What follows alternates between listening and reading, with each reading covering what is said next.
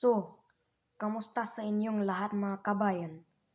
Gusto mong malaman kung bakit may walang Jollibee na sa Bacoor, Cavite? Sa hometown ko? So, mag-usapin na tayo. Tara na.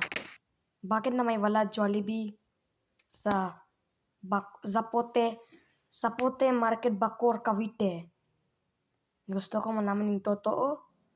Nahuli na ako yung totoo na lang sa Google ko. So, enjoy mo ng video na ito. So, may tatlong mga dahilan kung bakit walang may Jollibee doon sa Cavite. So, tara na. Yung munang dahilan ay lease problems. Siguro meron nilang business problems o wala naman masyadong pera makailangan mo para mag-run na isang business. Ito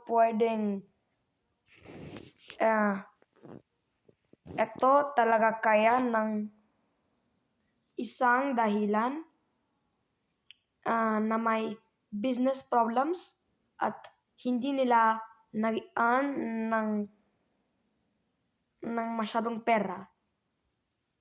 Dalawang dahilan. Yung pangalawang dahilan ay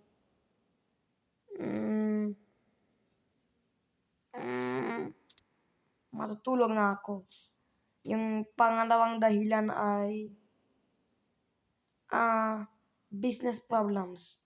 Siguro hindi naman nag-workout ng mabuti doon para mag-continue sa business nila. Tapos kailangan nila mag-close, tapos hindi kaya nila magtuloy-tuloy. Diba? Yung pangatlo, kung bakit namalaway Jollibee. Feel nila that probably their time has run out. So, siguro may pension ng 10 taon, 5 taon, parang ganon. Yung oras, wakasin nila. Wala na. Walang nila. Hindi ko kaya mag-usap kasi nag-aantok na ako. Pero yung oras nila ay wakasin. So, sana nag-enjoy kayo ng video na ito. Maraming salamat sa panonood mga kabayan ko. And sige, ingat. Bye-bye.